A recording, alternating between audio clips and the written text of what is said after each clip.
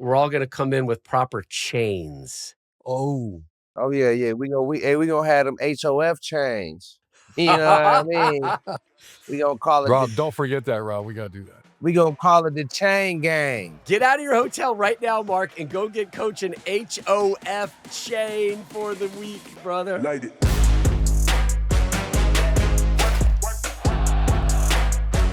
The Triple Option is presented by Wendy's. Join Team Tendies and enjoy a lineup like never before. Crispy, juicy Tendies, now at Wendy's. Time for another edition of the Triple Option presented by Wendy's. I can already tell how this show's going to go because I'm looking at some new backgrounds. We'll get into the backgrounds in a little bit. I'm Rob Stone. He's Deuce Mark Ingram II. He is the soon-to-be Hall of Famer, Urban Meyer. Great to have you guys here with us, as always. Thanks for joining us. Remember, always, we love it when you can rate, when you can subscribe, when you can share. You can find us on Apple Podcasts, Spotify. We're on social media, 3X Option Show. I don't know if you've noticed lately, our social game has picked up lately. I know Coach has been all over it. Very excited about the impact of our social game lately. New episodes coming your way every Wednesday on YouTube and wherever it is you find your podcast. Leave those questions, leave those comments. We love to get at them. Guys, are we ready for this? Are we ready to finally take in the bracket and get some responses? Let's go. All right, a lot time now going for on, any man. given Saturday. Pretty wild conference championship weekend we had leading into the final college football playoff bracket. Of course, we had Duke beating Virginia to win their first ACC outright title since '62. The three of us were in Indianapolis to really witness history. Indiana defying the odds, taking down the top-ranked and unbeaten Buckeyes to win their first Big Ten title since '67. Quick reminder, we're going to show you the 12-team bracket right now in a second. 12 teams make the playoffs. 5 highest-ranked conference champions get an automatic bid. That came into play this year because 3 conferences were represented the way you expect it, and then 2 kind of outsiders, if you will. Welcome to the dance, Sunbelt. Welcome to the big show, American. Good to have you here. And after those 5 conference champs, it was the 7 highest ranked teams to fill out the field. So give us that bracket, please. There it is. All right. JMU, James Madison, your 12 seed, ranked 24th at Oregon. Bama is in, Mark, at Oklahoma. Tulane at Ole Miss. That's a rematch, as is the Oklahoma-Alabama game. And then the other opening weekend game, Miami at Texas A&M. So let's just start with Alabama real quick, Mark. We were all together on the floor there inside Lucas Oil Stadium, and you were saying Bama's out. Bama's out because of what happened in the SEC championship game. But they're back, baby. They're Rasputin. They're resurrected, and they're sitting there at number 9. No, I think people misunderstood me. Oh, what was to misunderstand? You said they're out. I want Alabama in the playoff. Do I think they belong there after that performance? No, I did not. Now, if I'm sitting here as Alabama, now I'm 10-2, whatever the record is, and I'm sitting here watching the number 9 team and the number 10 team get beat to smithereens in their conference championship. I'm pounding the table as Alabama at number 11 and 12, like, there's no way we shouldn't be in this game. So me being unbiased, obviously, the way they performed, I thought BYU was out. The way Alabama performed, I thought that they would get dinged and be out. But I also understand the committee setting that precedent that the championship games do matter. But also, BYU's out. They lost to the number 4 ranked team 2 times. So why that precedent wasn't set for the Big 12 as well? So there's still a lot of questions. I think they made the right decision. Head-to-head matters, putting Miami in over Notre Dame. But at the end of the day, Alabama, I felt the way they performed with a 3rd loss, there's never been a conference champion that had 3 losses. There's never been a non-conference champion with 3 losses in the CFP. So I thought that the committee would possibly ding them and leave them out. So I'm glad they're in. They get a rematch against Oklahoma. I understand they had a lot of injuries. I understand they got their butt whooped by 21 points in the SEC championship. But hey, roll tide. We're still alive. We got playoff season, man. And so Oklahoma rematch, we'll see how it goes. But Tulane, Ole Miss. I mean, the thing is here, Stone, we got JMU and Tulane in this thing, bro. Like, I'm all for the little guy, but Ole Miss beat Tulane 45-10 earlier this season. Yeah, September 20th, Trinidad Chambliss went off on them, 419 total yards, so a 35-point win, and it's a rematch. So Notre Dame it's gets the in short end of Oxford. the stick. Yeah. Notre Dame gets the short end of the stick here. Hey, roll damn Tide. Did Notre Dame? Roll damn Tide. We in it. I didn't think we Coach, was gonna be, but we in it. Coach, did Notre Dame belong in over Miami? No, they lost to them head to head. Okay, so you're good with that. And I love Notre Dame. I love Marcus Freeman. You know, they had two quality games early in the year, and then they lost, and then they went on a run. I think they beat Boise and USC, which, you know, it's okay. I mean, those aren't great wins. Those are good wins, good solid wins. So no, that there's a couple precedents I just want to point out. My biggest fear is that you're going to see the worst non-conference games in the history of our game, and I love non-conference games. As a coach, I wanted to play a big fish, a big dog, medium dog, little dog. Every year we tried to do that, and it tests your team. You know about your team, you prepare harder, but that's gone, and I don't know how you get it back. You know, I'm going to finish later on about get rid of the committee, but also the real reality that you better take more consideration who teams play. And that was my whole deal with Alabama. You know, and you cannot, the precedent would have been an awful thing to set that you finish in the top 2 in the SEC, you belong in the playoff, man. I mean, I don't know what else to say. Yeah, it's over. It's done. You're in the playoff. So whoever has something to say about that, go coach in the SEC one time. Mark, go play in it. I'll challenge you any day of the week if someone says, well, you finished second in the SEC. You're in the playoff.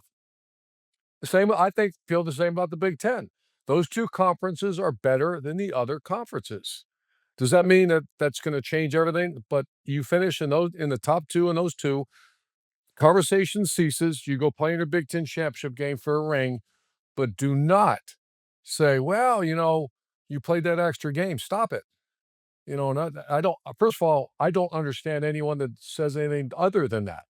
Yeah. If you get my point. Yeah. Because I get your point. I guess I got some unique experience, Mark. No. I coached in that league. Yeah. Every week I saw what I saw. It's I tough. also coached in the MAC, and I also coached in the Mountain West Conference. I get it. Great. It ain't that. Right. It ain't. And same with the Big Ten. When I first got the Big Ten, Mark, it wasn't that. Right. It's closer. The Big Ten is much better. And this is, once again, coming from one of the few people that really know. So I think I'm worried about the valuation of playing a real schedule. And I think I'm going to point this out too with Tulane and James Madison. I coached at Bowling Green. I love that. But I would put a mandate in the CFP that you have to play 3 top 30 teams to be considered in the.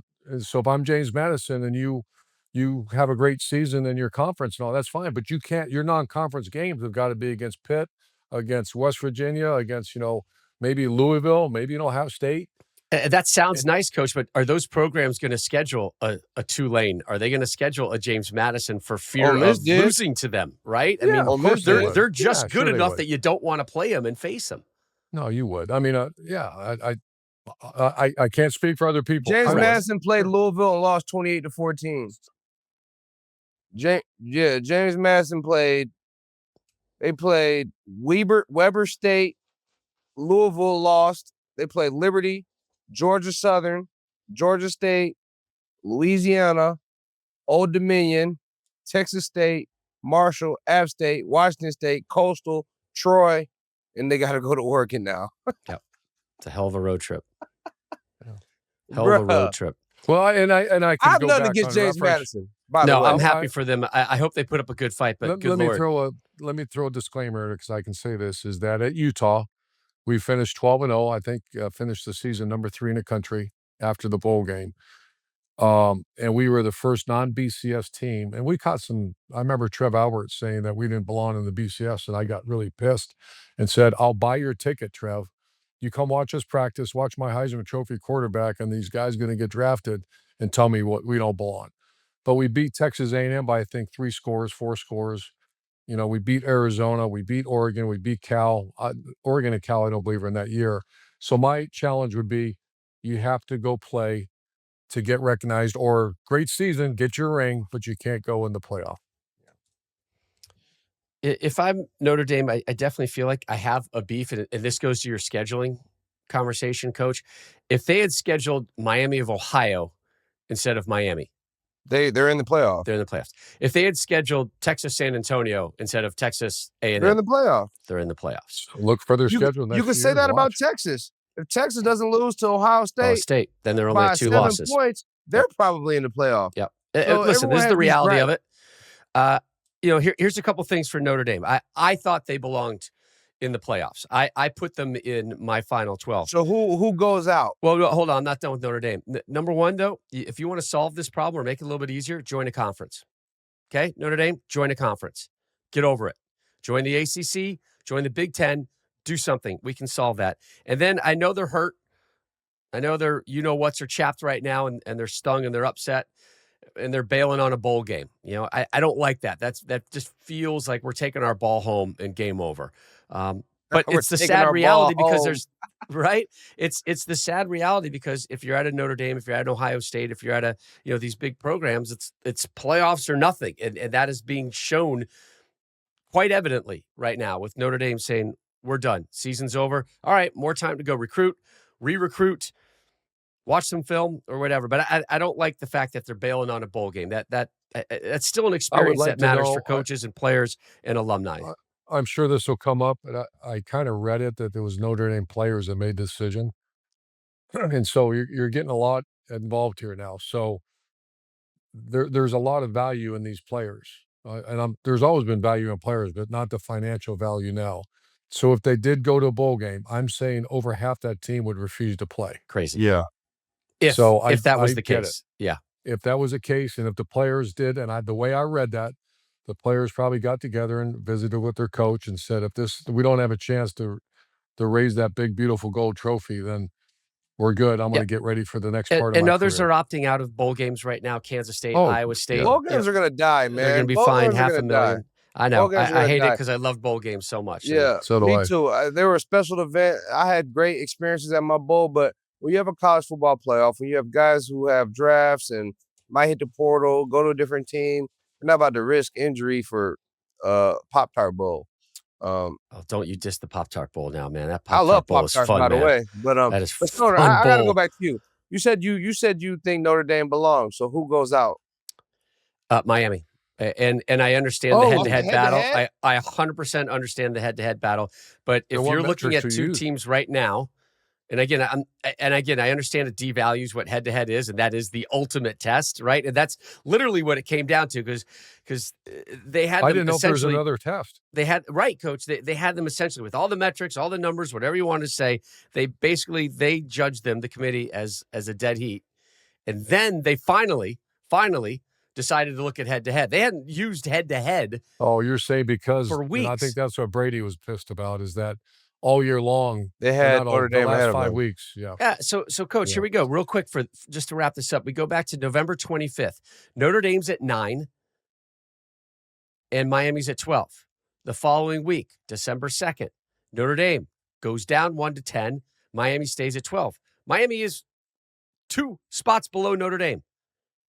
Both teams did not play over the championship weekend. They sat home.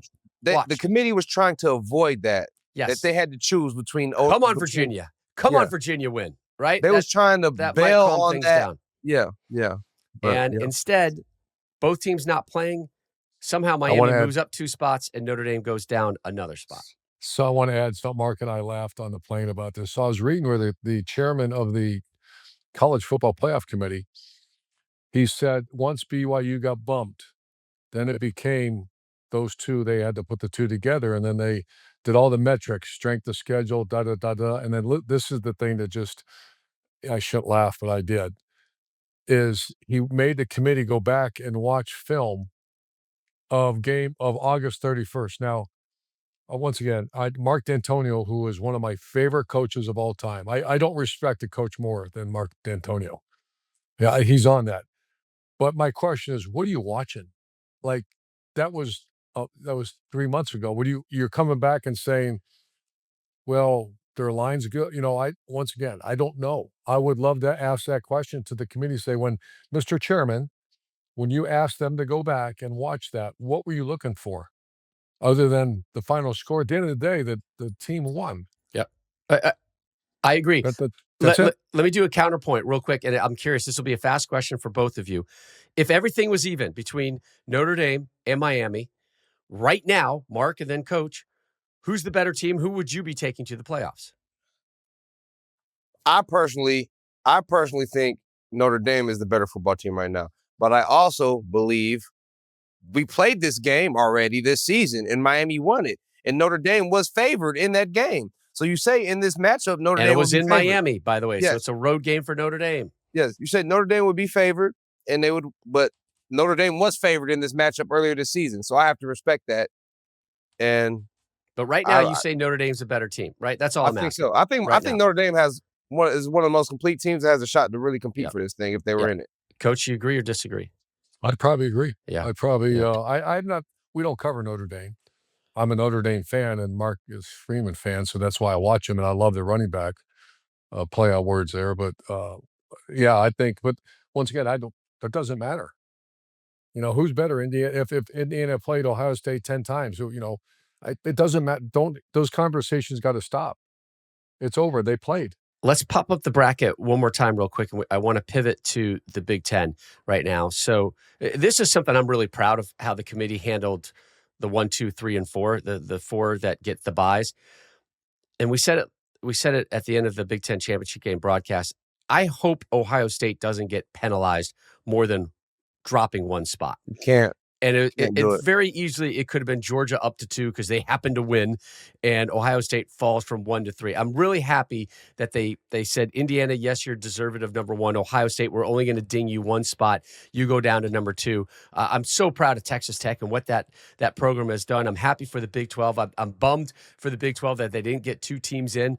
I don't know what the Big 12. I think the Big 12 would have rather had 2 teams in, although Texas Tech probably might have lost that bye. But now Texas Tech is a strong little team, and they've got the winner of JMU and Oregon. So let's talk about Ohio State and Indiana real quick here. Is Indiana right now, I know they're the number 1 seed, but Coach, are they the team to beat when you look at this 12-team bracket? I think so, because the 3 wins they had were real wins. And once again, on the field, they did it. They went to Oregon and beat Oregon. They went to Penn State, I know, but Penn State had, on paper, better players than Indiana. They beat them. And then they went to Ohio State, arguably the most talented team in the country, and they beat them. So I think they are going in. They are the number 1 team in America. Can they run in the same speed? I watch that damn Georgia team, man. That's the shit that I'm used to seeing in the SEC. They look real. They look real. Yeah. But to answer your question, yes. Okay. A firm yes. Mark, how about you? Yeah, Indiana is a problem, and not because. I love when you say that, by the way. Now, that's They like your are new a line. problem. LSU is a problem. They are going to be a problem. LSU is going to be a problem. Moving forward, LSU is going to be a problem. But right now, Indiana is one. And now they always believed in themselves, but now they have confirmed validity that they can do it. Coach already said it. They went to Oregon. They came back against Penn State. They went to the Big Ten championship against the best team in the country, and they went toe-to-toe with them. They outgained them. They outran them. Their game situations, they won that. They won the game. And now they have belief, they have a process, they have a great head coach, but they have confirmed validity that if they go in and they play Indiana football, that they could beat anybody in the country. That's why Indiana now is that's why they're the number 1 seed, and they'll have a real shot to compete for a national title. I'm going to tell you this, though. I am not running from Ohio State. I still believe in those Buckeyes. You can't. No, you're insane if you are. 2 4th and 1 moments changed that game, right? End of the 3rd quarter, they went for it, 4th and 1 inside the 5. They initially gave it to Julian Saint on the QB sneak. They go to commercial, come back, and it's Indiana ball, right? Had they kicked the field goal, who knows what happens, right? The second one, of course, is 4th and 1. They learned from it in the 4th quarter and said, let's kick the field goal, and they miss the chip shot, right? But that was not the best that we've seen from Ohio State. And I'm curious, Coach, so this is going to be the second straight year that Ohio State is going to enter the college football playoffs off a loss. And I know you said the other night, all right, the template has been built, right? Like this is what Ryan Day and the staff did last year to get them back to the national championship. But this is a different team. And I think the big concern is this feels like a younger, less mature team than what the Buckeyes were last year. Yeah, the Buckeyes last year, they followed the Wolverines. Just a quick history lesson. Wolverines were the most veteran team in college football in recent history a couple years ago, I think 23, and they won it. Buckeyes followed suit. They won it. And I obviously very close to that program still. I made this comment, Mark, many, many times. Coaching a grown-ass man is much different than coaching a young player. And I love saying that because that's true. You have been in the locker room, man. That's great. I mean, you can talk real with a grown-ass man. With, young players. And I don't know enough about that locker room yet because I've been gone long enough. I knew the Jack Sawyer, and I knew some of those old cats that were there. And, Will Howard was a, tough, tough cat. That was a great leader. I got to know him. Do they have that? I don't know that question. If they do, because the scratch the talent issue. They will not play another talented team, like a more talented team. They might, Georgia might be close, but there will not be a more talented team Ohio State faces. It's just the mindset. If the And last year, same thing. If the seeding holds, it's Georgia and Ohio State in the semifinals. If the seeding holds, it could be Texas A&M taking on Ohio State as well. Listen, in nobody's Texas. running from Ohio State. You brought up Indiana. Nobody's doubting Ohio State. They win and they have still the most complete team in college football. You have a couple of mistakes. And if I'm Ohio State, I'm going into practice and I'm teaching Julian saying how to quarterback sneak. This is 2 weeks in a row. Yeah. We saw him like he can't grow though, man. He can't grow. He can't get any bigger right now. Drive your legs behind this big center and guard. Or give it to Bo Jackson. Or just drive your legs forward. Yep. Ohio State they'll be right in the conversation. Yeah. They're gonna use this before we motivation. close. Ryan Day is a great coach. He knows how to rally his troops. And they have leaders. They have Caleb Downs. They have some of the best players in the country. They're going to be ready to play.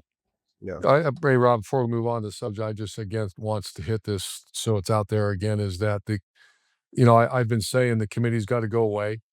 And that's not a assault on any person on that committee, because I made this point. You have Mark Ingram, Matt Leinart, Brady Quinn, myself, you. We have Bear, who really studies the game, and we disagree on everything. So the committee is in a situation they can't win. They can't be right. They do it. They're doing a fine job, but committees don't determine champions. The play-ins do. And so I think play they on got to the field reset determines this whole it. You're thing. right, Coach. And so Big Ten gets 4, SEC gets 4, 2 from the Big 12, 2 from the ACC. You got 4-4, 2-2, 1-1, 1 for Notre Dame and 1 for some team that has that great season. But they play in 3 plays 6 plays 4 plays 5 on. And this is also, you can't have teams playing these extra games and other ones. That's one of the issues I have with Notre Dame. Good, Why do they get the weekend off? Why do they get it off? Can't do that. So everybody plays that. I'd call that I'd call it championship week, and I would fill the schedule with games. And by the way, I'd give them the Fox too, but we'll talk of course about you would. Later. All right, let's pop up the bracket one more time. I have one more question, but I just want one more visual. So 5 SEC teams make it to the big dance, 3 from the Big Ten, 1 from the Big 12, 1 from the ACC, and 2 from the group of 6. Again, the Sun Belt and the Americans sending Tulane and James Madison. Coach Cignetti joined us on the set after Indiana's upset win over Ohio State. And Coach, he had this great line, and I wanted to follow it up, but the time just wasn't right, and our time constraints cut into it. But he said, I have 3.5 weeks to make these kids humble and hungry. A hell of an achievement that they just accomplished Saturday night, beating Ohio State, winning that Big Ten title, getting the number 1 overall seed. And I know they need to enjoy the win, right? They need to enjoy this title. Hell, they've deserved it. Their alumni should still be soaking it in right now. But how does he get them hungry? How does he get them humble after they have reached this amazing, amazing peak, which has never been seen before in the history of Indiana University? Yeah, I respect Mark and I both because we know him. I have so much respect in his on-the-field production as a coach, as coordinators, obviously as players. But when he said that, that was real. That's a head coach. You can tell what's going on in his mind. Enough with, okay, great. We're going to celebrate this. We'll give you maybe 12 hours. I'm sure he's going to put that trophy away. It's done. And by the way, Tuesday practice is going to be the hardest shit you've ever gone through in your Yep. life. It won't really. I would say that to my team. Say congrats, but wait till I'm going to get you guys on Tuesday now because you can. Here's a great thing, Mark, and I know Coach Saban did it. You can find 30 things in that game that India did not do well. So I can promise you he's going to be showing those 30. I know the great passes and because you got to give love, but you better get that mindset right back. We actually, the way I would handle the meeting, hey guys, this shit wouldn't have been close. Watch these 30 plays or 10 plays. If we block the edge better, we tackle better, we do this better, we do this better. And I kind of dive into the coaches and the players to get their minds right back to right on it. Because when that team's on it, they're really good. I love I it. love that shit, by the way. I know you did. That's why I wanted to ask you. That was your fresh take of the week presented by Wendy's. Join Team Tendies and enjoy a lineup like never before. Crisp, juicy Tendies now at Wendy's. Okay, we talked about it at the outset of the show.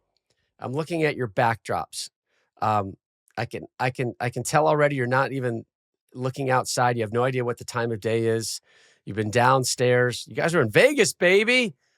My outside looks really good. I just had to close it for lighting I know you purposes. did. I know you did. I have So a we're nice in Vegas. panoramic view of the strip right here. So I'm heading shout out to there. Coach. I'm coming to join you, and we are going out there because Coach is going in on Tuesday I'll tell you this. night to the It ain't a Hall College of Fame if Football Coach Hall of Urban Fame. Meyer ain't it. If Urban ain't in it, it ain't a Hall of Fame. So they had to get my boy in there because that legitimizes the Hall of Fame. And that's Coach, has it set in yet, man? Like, is it starting? Like, I don't know. Maybe you're starting to see more faces, and you're getting closer to some of the press responsibilities and the dinner and whatnot. Is it hitting you? It is. And what really hit me is this year, the National Football Foundation sets up, visits to the schools you coached at. And it started off at Bowling Green with Eddie George's first game and the athletic director and the president. Everybody couldn't have been better. A bunch of former players came back. We celebrated our run at Bowling Green, and then we went to Utah. You guys are part of that. And the crowd and the athletic director, Coach Whittingham, we celebrated our 2 years undefeated season at Utah. Then obviously Florida, we celebrated down there. And then at Ohio State, Penn State game we did. So that's when it really started to hit. I'll be honest with you, I'm glad it's here. I just want to, what's really cool, Mark, and you guys know this because you're such strong family people. My kids and my kids' spouses are all here. Shelly's here, and that's all. And my Fox team is here, and then so many former players are going to come back and former coaches. So it's going to be very emotional, very appreciative. If you need us, Mark and I will be in the back, probably with the reposado, like the other night, Mark. Los Landeros, right? Los Landeros. Yeah, the Los Landeros. I don't know what Mark and I stumbled upon the other night, but we went back. We went back for another one. It was a Coach, you had bailed by then. It was an Anejo Old Fashioned. Oh man, yeah. No. Oh yeah, No. right. Like you see, eyes just popped up. Like, let's go, man. Let's go. That's a winner. No. Hey, Coach, we're so proud of you. We're so excited for you. We're humbled that we get to work with you, and we're honored that we get to partake in it with you in Las Vegas over the course of the next couple of days. I'm coming in hot. Hey, I'm coming in hot for you, brother. 3-time natties. Let's and my go, dog, you know what I mean? And he blessed me with that Heisman. He let me go for 2 I love months. that. We're going to talk Heisman in a second. Also, we need to book the trip for next year because Deuce. We'll be in. You're going to be going in, brother. They some haters, dog. They supposed to put me in with both my coaches. I know. But, I know. We wanted to give you a little limelight just for Mark Ingram, just for Deuce. It's all good, We're man. all going to come in with proper chains. It was different. Chains. Oh, yeah. Oh. We going to have them HOF chains. You know what I mean? We gonna call it. Rob, don't forget that, Rob. We gotta do that. We gonna call it the chain gang. Hey, get out of your hotel right now, Mark, and go get Coach an HOF chain for the week, brother. Yeah. Oh my goodness, I love you guys. So amazing. Coming up next, we're gonna talk about the top NFL draft prospects, including a bunch of guys you're gonna see in the upcoming college football playoff. We got the ringers, Todd McShay, joining the Triple Option next. Light it. college football not feeling as juicy as it once did? Let me put you on to something that'll shake up your Saturday and every other day of the week, because now that Wendy's has crispy chicken tendies and a powerhouse lineup of new sauces, it's time you transferred to the hottest team in the league. That's right, Rob. Team Tendies, Wendy's Tendies. They're making their undeniable rookie season one for the books. Enjoy first-string flavor from some five-star recruits.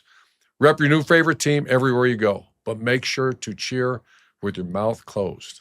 Take it to the end zone of savory sauces like honey barbecue, creamy ranch, and the new Wendy's signature sauce to experience a total taste bud blitz of flavor. It's time to join a team that won't upset you with an upset. Taste the phenom that's gracing the gridiron with its juicy, crispy, and tendery tendencies. Don't fumble the bag. Commit to a team, Tendies, and call the most delicious plays in the playbook. All right, huddle up. Tendies on three. Tendies on three. One, two, three. Tendies. Let's do this. No rehearsal. Wendy's Chicken Tendies, now at participating U.S. Wendy's.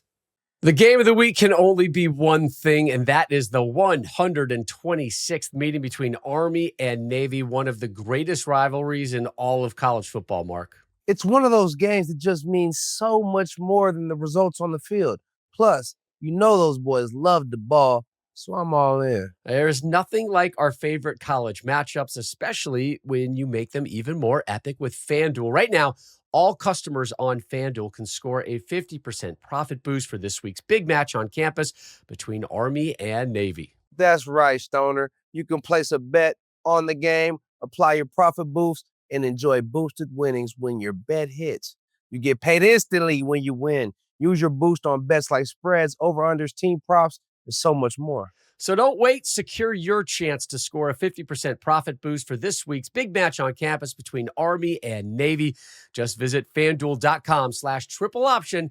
That's FanDuel.com/triple option.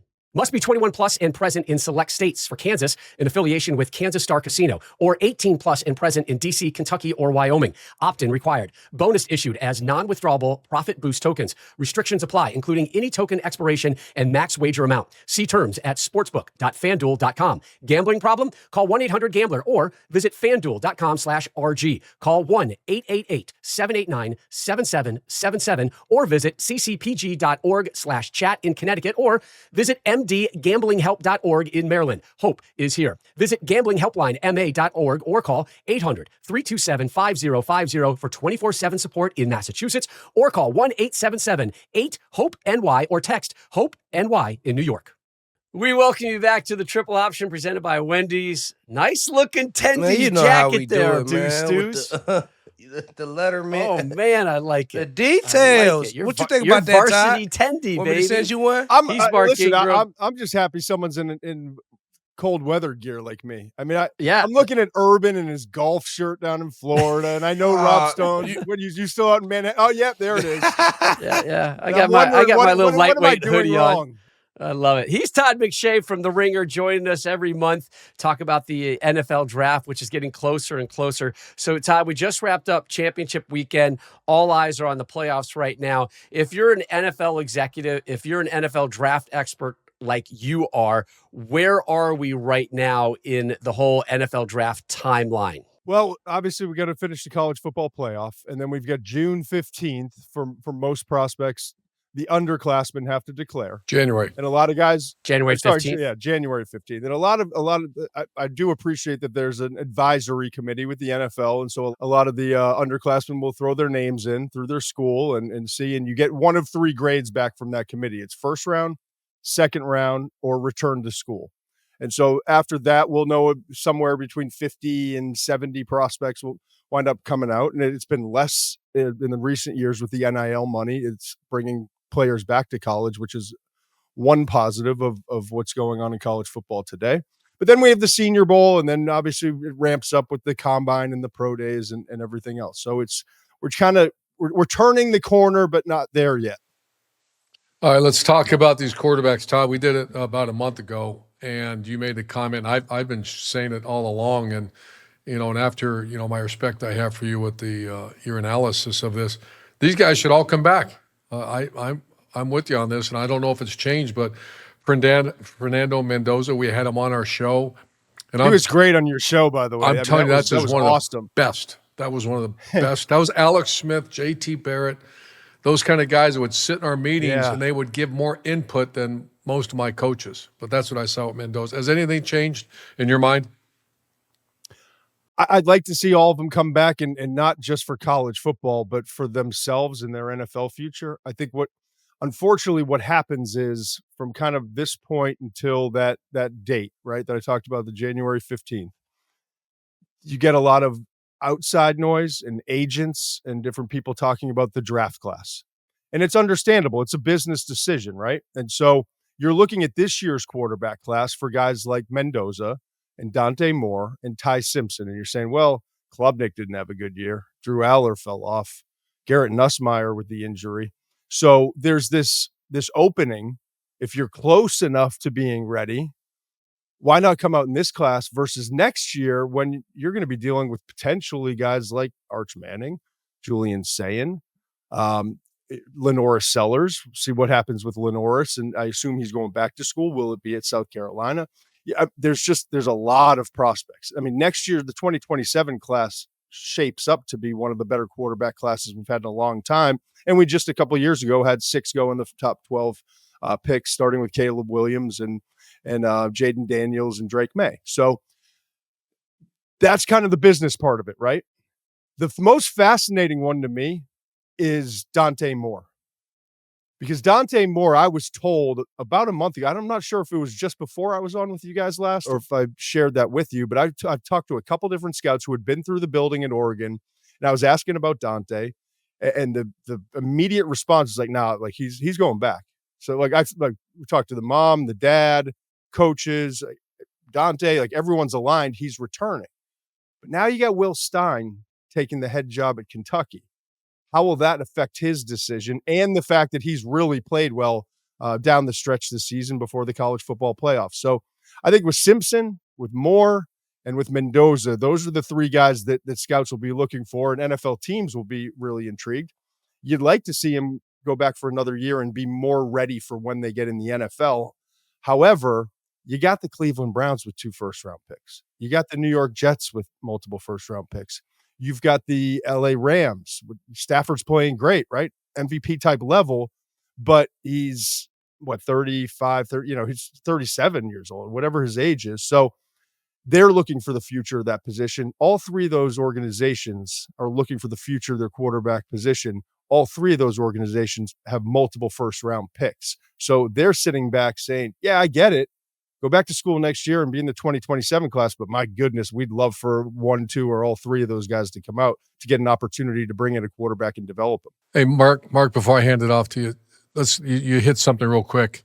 The Browns with 2 first picks. Tell me Shedeur Sanders' future in pro football. What's your thoughts? I don't think it's in Cleveland. And I say that because I'm not convinced that the coaching staff wanted to draft him.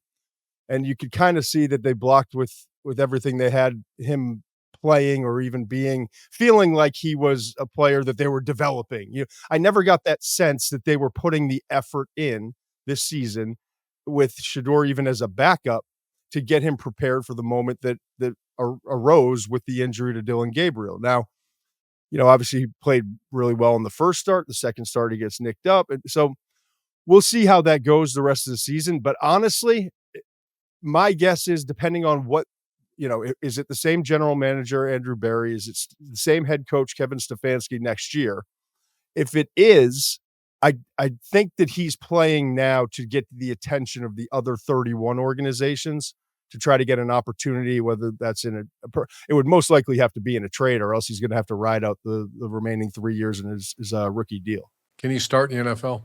I mean, on a good team, because does he have the skill I think he can. I think he has a lot of maturing to do, Urban. I really do. I think both as an individual and as a quarterback and learning to play within the scheme. I think there's a lot of drifting and sliding out of the pocket. I think there's this innate, because of the way he played at Colorado and throughout his college career, there's this kind of like hero brand of quarterback that he likes to play, where every play has to be a home run and he's got to run around and do all those things.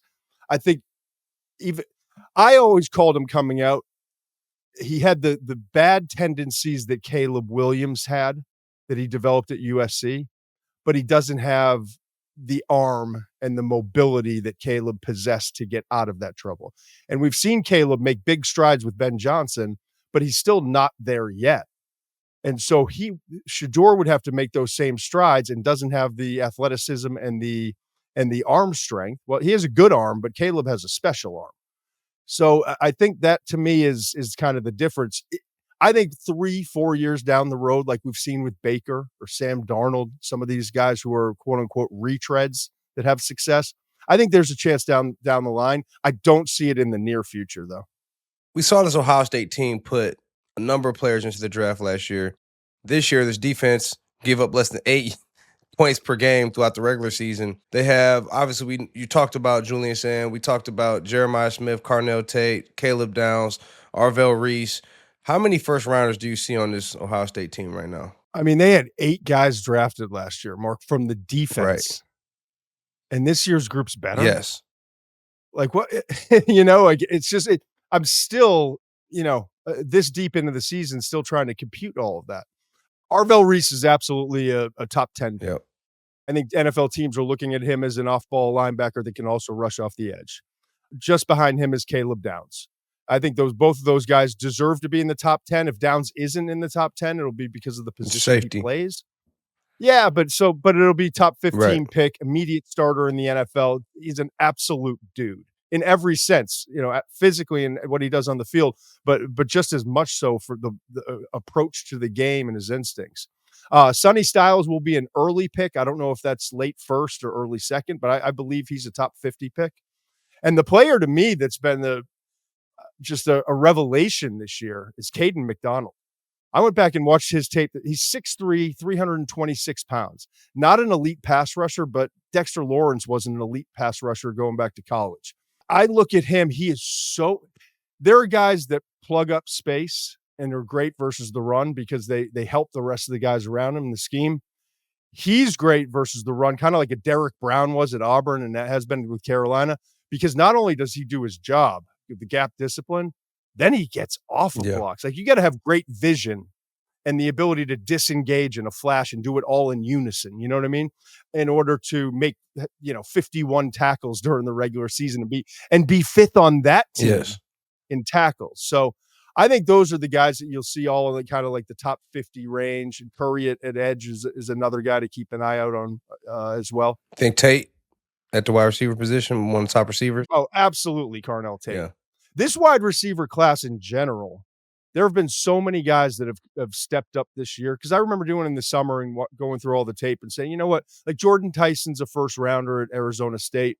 Carnell Tate's kind of fringe, and Boston from Washington is kind of fringe, but all of these guys, Mekhi Lemon, USC, Casey Concepcion at Texas A&M. There's just a lot of guys that have elevated their play from a year ago, and now all of a sudden it looked like a wide receiver class that was going to kind of emulate last year, where Teteroa McMillan obviously had all the talent in the world, and you saw with Emeka Ibuka, wasn't the elite talent, but just an elite football player and receiver. But there wasn't that. It wasn't like 4 or 5, 6 guys, and it wasn't like Julio Jones and AJ Green, at the top. AJ Green, right? Exactly that year where it's like, oh, like these are top 5 guys. I'm not saying that there's a bunch of top 10 guys here, but I do think you're going to see maybe 1 or 2 in the top 10, top 12 picks, and I think you're going to wind up seeing maybe 4 or 5 receivers go in the first round. Every year we see head coaches, GMs, or scouts fall in love with a guy, right? Here we are, early December-ish. Who's a guy that you're finding yourself starting to fall in love with more than you thought you would? I just mentioned Lemon from USC. I appreciate his game because it translates to the NFL. Thick, sturdy, physical, but also run after catch, knows how to uncover, tough catches, like contested situations. There are certain guys, like Emeka was one of them last year. You knew like maybe he's never going to be top 5 receiver in the league, but right away he's ready to go. Ladd McConkey was another one a few years back, right? Like may never be top 5, top 7 receivers in the league, but he's ready to go. I think you could say that now about Tate, but I think Mekhi Lemon has kind of come out of nowhere and become a guy that his brand of ball translates to the NFL. And it wouldn't surprise me if he had like 60, 70 catches as a rookie next year. So he's one player. Akeem Messidor from Miami's another one. All the attention's been on Ruben Bain, right? If you go watch the tape, Messidor's been a better pass rusher. And then the excuses start to happen with Bain, and well, he's all the attention's on Bain, so it's made it easy on Messidor. It's not what the tape says. Like, teams on passing downs, teams are more afraid of Messidor than they are Bain. And so he's a player that I think has kind of come out of nowhere, is viewed as a good player, day 3 pick. To I won't be surprised at all if he winds up going in the first round. Of Bain and Messidor, both the edges for Miami, wind up being first round picks. How much tape you watch each week? Oh gosh. It's interesting because it's kind of this combination during the season of watching like units and watching teams and downloading, like you go on the Exos, the Catapult now, and downloading like, whether it's Georgia's defense versus Alabama to get ready. So, but also keeping an eye on individual players. I'd say, I don't know, during the season, probably 20 plus hours a week. And then the second the season's over, and even before, kind of in this gap before the college football playoff, now starting to go through positions and ripping through them. And it gets kind of ugly in January and February, if I'm honest. So I was up at Florida. I was at Florida last night, and then we welcomed John Sumrall as the new head coach of the Gators. And I don't know him. I spent some time on the phone with him last couple of weeks, and what a press conference. What a dude. I mean, he's a tough ass. He's exactly what the doctor ordered, in my opinion. He's the only guy that, Todd, and I am.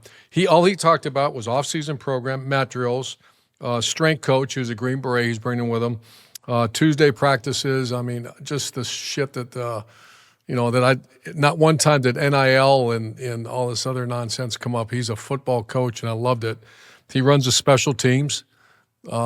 And they hired Dave Caldwell.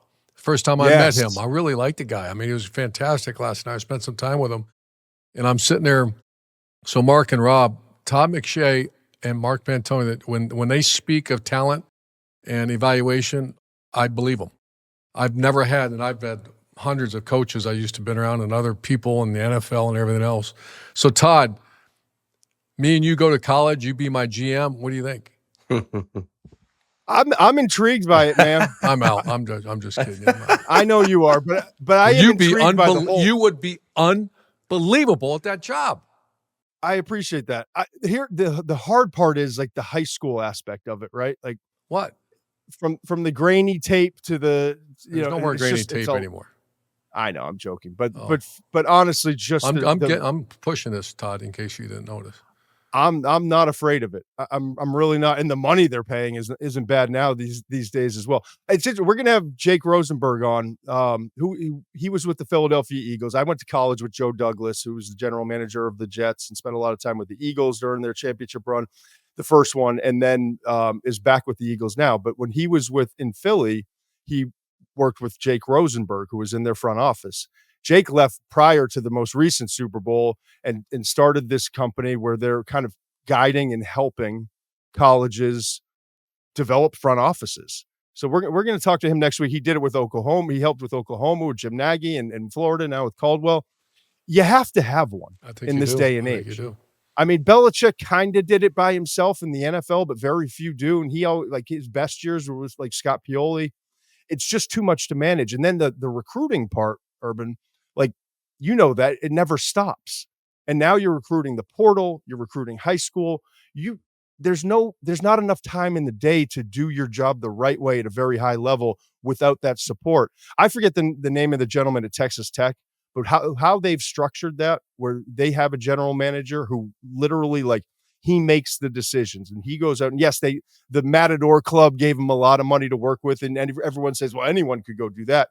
But to handpick like a third string defensive tackle who had played in a similar system at Houston and like was durable, and the importance of that this year now, there are a lot of little things going on in college football in terms of like the personnel aspect that are different. But Mark, I want to ask you this question. When coach says mat drills, do you have the physical reaction? Like I started to sweat a little bit. Yeah, I get chills. Like, I don't want to do that stuff like again. 5 a.m, coach is screaming at you inside a gym. Like, Yeah, fourth quarter drill. That's what we called it in Alabama. It was fourth quarter, and we used to go at it, man. And I don't miss those days. Ooh. I do not miss those days at all. No. But no, you're right though, man. In this day and age, like you got to show love to the GMs who are picking the right players to fit their system, because you have this money, but you could easily pick the wrong player to pick that doesn't fit the system, and now you're wasting money. So I respect all those teams that are picking the right guys. And I think the challenge for some schools, right, is when you look in the NFL, like Brett Veach and Andy Reid are like this. You know what I mean? And they like, if you sit down and talk to Brett, you can kind of hear some of the same or see the mannerisms and hear the speech. Like they're connected. Yep. And you see like Howie Roseman with Sirianni, and there are certain organizations where if the head coach and the GM are connected and there's an understanding of like, yeah, you can go find me great players, but if they don't exactly fit what we're looking for, not only just like from a scheme standpoint, but psychologically in the locker room, then what are we doing? Yeah. We're working against each other here. And so I think that's going to be a challenge for some college coaches that are used to be. I mean, coach, no offense, I love you dearly, but the thought of having to give up some of that power, right? That would be a challenge. But to find someone that you truly believe in, and to help them with what I'm looking for as a head coach, it's a new element now in college football that is going to be a little bit of a hurdle for some head coaches, but the ones that embrace it and work hand in hand with the general manager or in the personnel group, those are the ones that are going to be able to kind of ride this massive wave that we're going through. I tried to resist that, but I mean, when I hear people talking about it, but it's a mandate now. The way I'm watching this thing unfold, and I'm very close to the Ohio State guys, and basically Mark Pantoni does that. He puts together the roster. He does. Ryan Day's not in there negotiating with the backup right tackle. He's not doing that. And you need to Nor should he be. Yeah, and that's what Dave Caldwell, I was talking to him at length yesterday, and he was hired by Scott Strickland before Summerall was hired. So, I mean, that was kind of that's interesting. Yeah, but they get along great, and they knew each other, so that's Todd, you got me tripping right now. Now I'm like relapsing on the mat drills and fourth quarter program. Mat drills? Bro. Like, I told you. Bro. Quarter eagle, he's got that seat rolls. What was your wrestling? What's the one you hated the most? We would go through drills. I forget if it was like 3 or 5 minutes, and we'd go from one coach to the next to the next. Oh, I would have gone after McShay's ass. I know. Oh my God. We had Joe Cullen was our defensive coordinator. Nut job. Absolute freaking lunatic from I think Malden or Medford, Mass. Right. So like we were down at University of Richmond. There was the James River, but he had the Mass accent. He's like, I can feel the breeze off the James River. And meanwhile, it's like 102 with 90% humidity, and there's not a leaf blowing. Right. But when I could always remember like 3 or 4 ahead of his station, being like, all right, I gotta not gear down, but like I better be ready. I better have a little bit in the tank, because when I get to Joe, and he's the guy at the combine with the green ball, that was a scary 3 or 5 minutes, and it was like 5:10 in the morning, and like it was bad. Yeah. By the way, Mark with that varsity jacket, courtesy of Wendy's 10, he's like he looks like he's ready to roam the hallways, pick a date for prom. Like 1980s high school, right? Right? Now he's got the hood up. Maybe give him like the Walkman like he weighs about 250. Well. Right? I know the jacket don't do me no justice right now, bro. No, we gotta you come look up good out that thing, because I'm still vascular, coach. Don't play with me. Vascular. He's the best in the business. We're lucky to have him once a month with us here on the Triple Option. He is Todd McShay from The Ringer. Todd, thank you so much for joining us. Todd. As always, enjoy your holidays. Appreciate you, brother. Coming up next, we make our Army, Navy, and Heisman picks when the Triple Option presented by Wendy's returns. Still vascular now, coach. No, I ain't 250. Light it. We're counting down the days to one of the greatest clashes of the college football season, the Army-Navy game presented by USAA. This year marks the 126th meeting of the Black Knights and Midshipmen, and both will be going all out in their quest for victory and the chance to sing second. As a proud presenter, USAA knows this game is about so much more than football. It's a time for fans to come together, recognize the commitment, teamwork, and sacrifice our service members that make for our country. And USAA, founded by a group of soldiers over 100 years ago, stands with the military community, taking care of those who served and their families with insurance and banking backed by award-winning service, wherever life takes you. So whether you're rooting for Army or for Navy, USAA is proud to join you in honoring and celebrating one of the greatest rivalries in all of sports. Visit USAA.com to learn more. Support for the triple option comes from Google. We hear commentators talk about the, quote, spread offense all the time, but what if you don't know exactly what a spread offense means or what makes it different from, I don't know, any other offensive scheme out there? You can keep wondering, or you could just ask your friends and hope they know what they're talking about, or your best option would be you can use AI mode in Google search. You can just type, "Help me understand what a spread offense is and why a football team would choose to run it." Yep, you can ask that all in one search, and you'll get an organized and helpful AI-powered response with everything you need to know. But it doesn't end there. Let's say you want to keep going deeper. With AI mode, you don't have to start a whole new search. You can ask direct follow-ups like, break down how it compares to the pro-style offense based on overall philosophy, types of formations used, and pace. AI mode is great at these types of comparisons, giving you a side-by-side analysis and helping you get the full story from one question to the next. So if you don't just want to watch the game, but really understand it, you can just ask Google. Welcome back to the Triple Option. Rob Stone, Mark Ingram with you. We released our Hall of Famer. Urban Meyer's got Hall of Fame activities to do, so it's up to the two of us to handle 3 and Out, brought to you by Google, as we take a look at what fans are searching for this week. Remember, no matter what question comes next, you can just ask Google. Mark, we have seen a 250% increase in searches asking about the college football playoff picture. Makes sense. So we finally have a playoff picture. We've got a bracket, and the question is, who are our 3 teams that we feel have the best shot to win it all? I'll start, all right? Ohio State. They're still number 1 for me. I know they lost to Indiana. I still value them more than any other team in college football. You take away those 4th and 1 moments in the 3rd and the 4th quarter, and you flip them around, and the Buckeyes are still unbeaten. They're still number 1, and they're your Big Ten champs. Indiana, they have proven that they are for real. I worry about their depth and how can they get off that cloud 9 high and come back to reality. But boy, I got a lot of faith in Coach Sig, his staff, Mendoza, and everybody else with the Hoosiers. Number 3, how about this one, Mark? I wanted to say Georgia.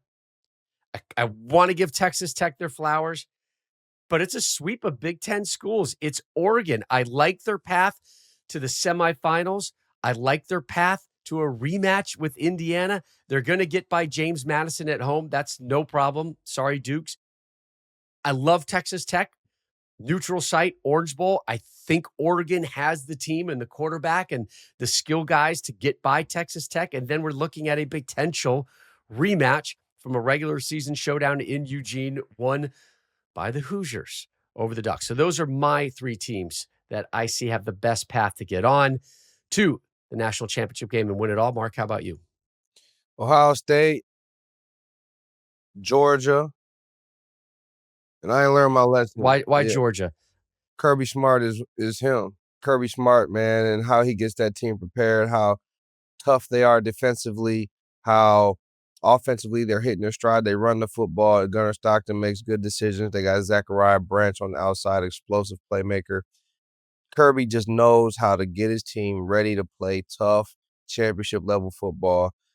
Back-to-back national titles. It took Alabama to beat them in the SEC championship game to stop them from having a three-peat, or else they probably would be back-to-back-to-back. Georgia, Kirby Smart, they just have championship caliber. They have championship pedigree, and I can't put nothing past Kirby. I think he's the best coach. Yeah, Georgia waiting for the Tulane Ole Miss winner at the Sugar Bowl, so very much looking like a in the all SEC quarterfinal. All right, so you got Ohio State, Georgia. Who's your third? I love Indiana, man, but there's something about this team in Lubbock. Oh, we're going Red Raiders.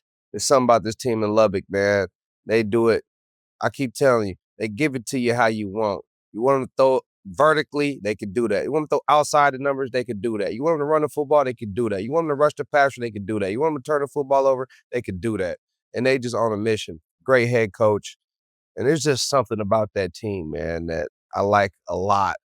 There's a lot to like out there. They play football the right way. They run the football. They throw the football. They play tough defense. They extremely well coached. I like Texas Tech. I think they are a true national title contender. Texas Tech waiting in the quarterfinals, waiting to find out their opponent. It'll be either James Madison or Oregon. You know who has a high ceiling in that playoff that ain't nobody talking about? I wanted to get. I don't know. I'm going to say either A&M or Ole Miss. The damn Crimson Tide. There we go. Roll at Oklahoma. Tide. At Oklahoma, a little payback, maybe a little payback for your Sooners. They're our father the last 2 years. November 15th, Tuscaloosa, Oklahoma, 23-21 over then number 4 Alabama. Listen, our ceiling is high, but our bottom is blew out. Yeah. So we got to play to that ceiling because that bottom is blew out. Well, maybe Alabama has seen the bottom, right? Maybe this is as much of the struggle as it can be, and it's all up from here. So. I know you do. I know Kalen DeBoer hopes so as well. Time now for 2-Minute Drill, brought to you by FanDuel. Visit FanDuel.com/triple option to download the app and take advantage of a 50% profit boost today. All right, Mark, it's Heisman week. Heisman Trophy gets handed out Saturday in D.C. Here's the current Heisman odds. Fernando Mendoza, your leader, at -3,000. Diego Pavia at +1,400. Jeremiah Love at +40,000. Julian Sand +50,000. Am I seeing these numbers right? Gunnar Stockton, Jeremiah Smith also at +50,000. So only Fernando is sitting there in the minus at -3,000, which means I think a lot of people believe that Fernando Mendoza is going to win the Heisman. Who are your 3 favorites to win it Saturday? I think Jeremiah Love is the best player in all of college football. I think he deserves to be in New York. I think he is worthy of hoisting the trophy. He's had over 1,600 scrimmage yards, over 20 touchdowns. We talk about a player who is extremely important to his team, and he shares the ball with another top 5 running back in the entire nation. So I think Jeremiah Love, he's definitely on my ballot. I'll put him number 2. I think what hurts him is they didn't have a conference championship game. When you have a conference championship game, it's a big stage. You have another chance to persuade voters one way or the other. And that's why I lead Fernando Mendoza.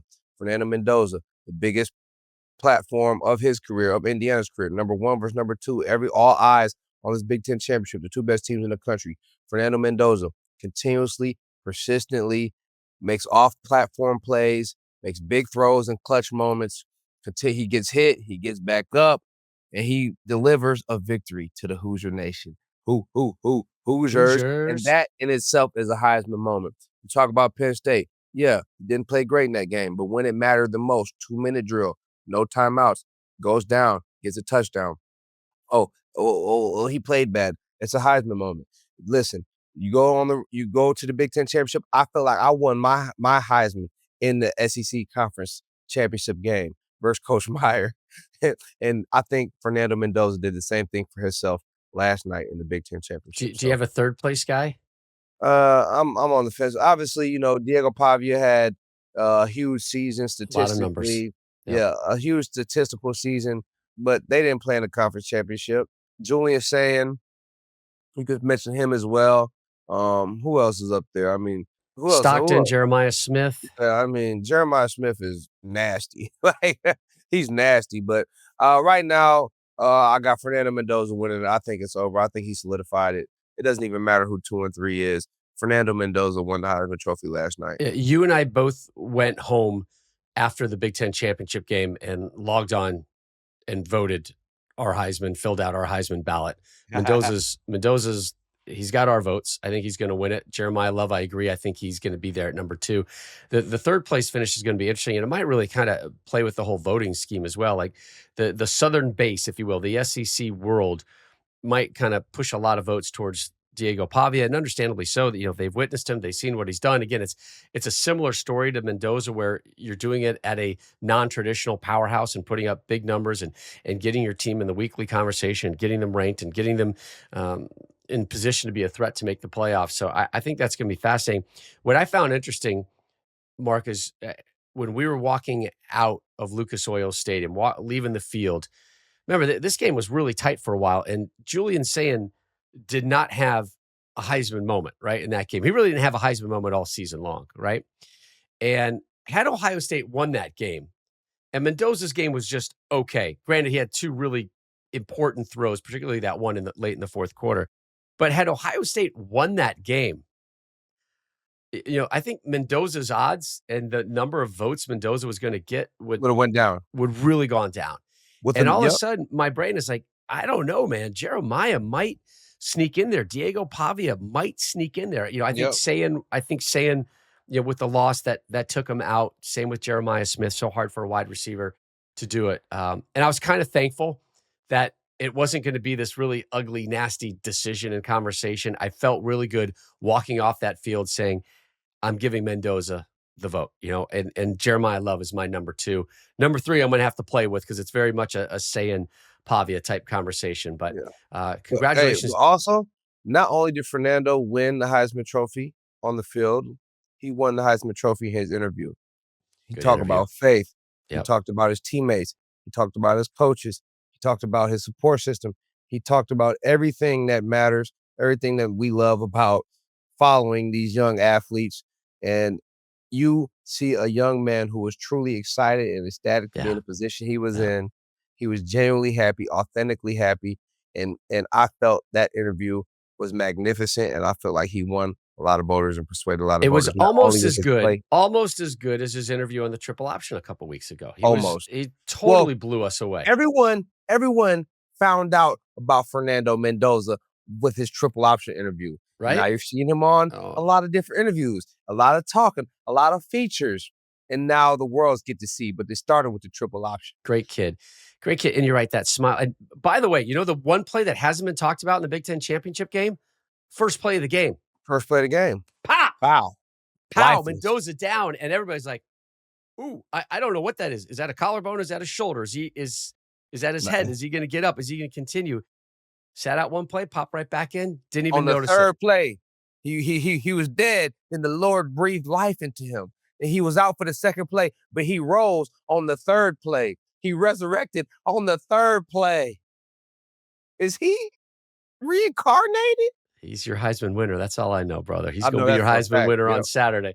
Make sure to follow, subscribe, rate us on YouTube, Apple Podcasts, Spotify, wherever you get your podcast.